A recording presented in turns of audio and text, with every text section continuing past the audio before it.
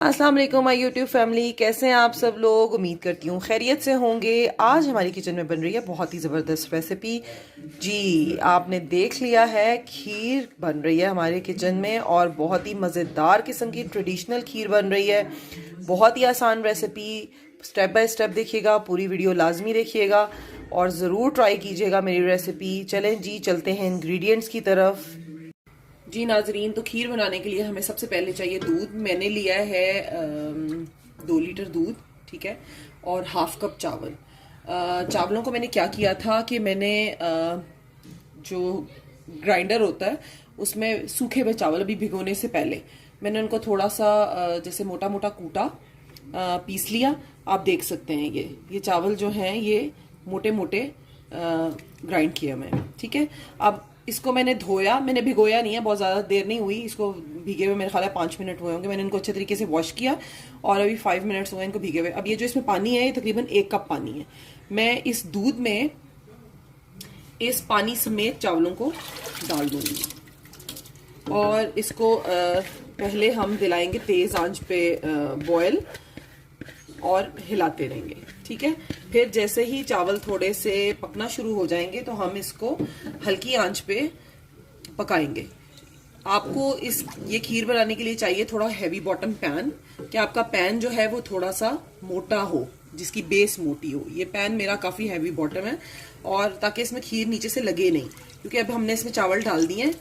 बड़े जल्दी तैयार होती है इस तरीके से। आप चावलों को अगर ग्राइंड करके थोड़ा सा मोटा मोटा कूट कर डालें तो इसमें फिर आपको वो बीच में जो है ना वो चलाने की जरूरत नहीं रहती। वो आई डोंट नो, जो मैश करने के लिए चावलों को यूज करते हैं, ठीक है। अब हम इसको बॉयल दिलाएंगे, एक बॉयल आ जाएगा और जो दूध है वो तकरीबन ये 2 लीटर है, तो इसमें से आधा लीटर दूध जो है वो समझ लें कि रिड्यूस हो जाएगा और चावल कंप्लीटली पक जाएंगे। तब हम इसमें अपनी चीनी डालेंगे।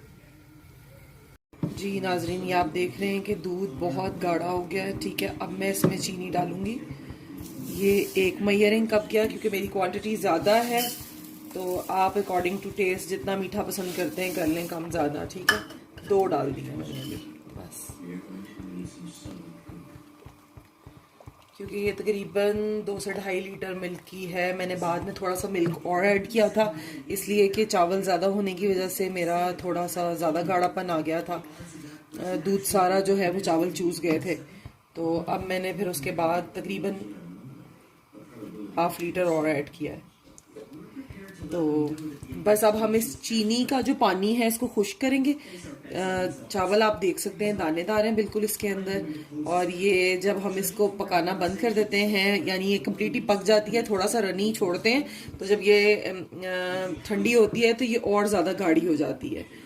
तो अभी मैंने इसमें सिर्फ और सिर्फ शुगर ऐड की है और कोई चीज़ ऐड नहीं की, ना इसमें कोई एसेंस डाला है, ना इसमें मैंने इलायची पाउडर डाला है, कोई चीज़ ऐड नहीं की है। सिर्फ और सिर्फ नेचुरली जो दूध, चावल और चीनी है। लेकिन बिलीव मी, ये इतने मज़े की बनती है। आप चाहें तो आप एसेंस डाल सकते हैं। मेरे घर वाले ज़रा ज़्यादा इसमें इलायची का जायका पसंद नहीं करते, वो इसको नेचुरल पसंद करते हैं, तो मैंने इसमें इलायची नहीं डाली।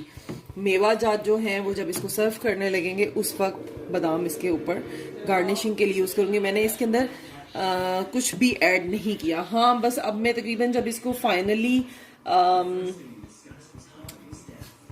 थोड़ा सा दूध और गाढ़ा हो जाएगा, चीनी का पानी खुश्क हो जाएगा, तब मैं इसमें जो है ऐड करूंगी थोड़ा सा कंडेंस मिल्क। मैंने इसीलिए इसमें 2 कप शुगर डाली है कि कंडेंस मिल्क से इसका फ्लेवर बहुत अच्छा हो जाता है, ठीक है। चलें जी, फिर थोड़ा सा इसको और अभी गाढ़ा होने देते हैं और फिर मैं इसमें डालूंगी कंडेंस मिल्क। जी, अब ये काफ़ी देर से पक रही है। अब मैं इसमें डालूंगी कंडेंस मिल्क। ये जो नॉर्मल कैन आता है उसका आपने हाफ लेना है, ठीक है, फुल नहीं डालना। मतलब अगर आप जिस क्वांटिटी में आप बना रहे हैं ना उसमें आप शुगर माइनस कर लें, मतलब ½ कप शुगर डालें और बाकी जो है आप कंडेंस मिल्क डाल दें, ठीक है। उससे ये है कि टेस्ट बहुत अच्छा आएगा। एक तो ये गाढ़ी गाढ़ी बन जाती है, इसमें गाढ़ापन आता है, और जो है ये क्रीमी, मतलब क्रीमी इसका टेक्सचर आता है जैसे मलाई का होता है। तो ये करके देखें आप, बहुत मज़े की बनती है। अभी भी ये थोड़ी सी रनी है, पतली है, तो अभी मैं इसको थोड़ा सा और 10-1 मिनट पकाऊंगी मुस्तकिल चमचा चलाते रहें, छोड़ना नहीं है, नीचे से लग जाएगी। अब ये मेरा जो है इतना मोटा पैन है, उसके बावजूद भी जो मैंने बीच में थोड़ी देर के छोड़ा था, शुक्र है बच गई, हल्की सी लगने लगी थी। लेकिन ये कि आपने कोशिश करनी है कि आप साथ ये जो स्टेज है इसमें आप बिल्कुल पास खड़े रहें और लगनी नहीं चाहिए। लगने से खीर में बहुत बुरा जो है स्मेल भी आ जाती है और जायका तो ज़ाहिर ख़राब हो ही जाता है। तो इसलिए यूं यूं हिलाते रहे, ऐसे ऐसे करके, ऐसे ऐसे करके। समझ आ गई ना आपको कैसे हिलाना है? ऐसे ऐसे करके गोल गोल घुमाना। चलें जी, मजाक अपनी जगह, लेकिन ये सीरियस बात है कि यहाँ आपने यूं यूं ही हिलाना है। गोल गोल चमचा घुमाए। चले ठीक है जी नाजरीन, ये हमारी खीर बिल्कुल रेडी हो गई है। ये देखें, अब ये गाढ़ी हो गई है, स्पून के साथ ये जो कोट होना शुरू हो जाती है तो it means it is ready.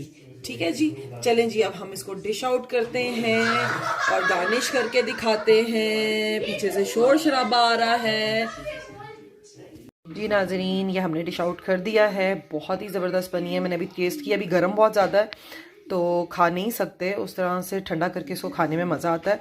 लेकिन आप ज़रूर ट्राई करें। रेसिपी देखने के लिए बहुत बहुत शुक्रिया। मुझे अपनी दुआओं में याद रखिएगा। अगली रेसिपी में मिलते हैं इंशाल्लाह। तब तक के लिए अल्लाह हाफ़िज़।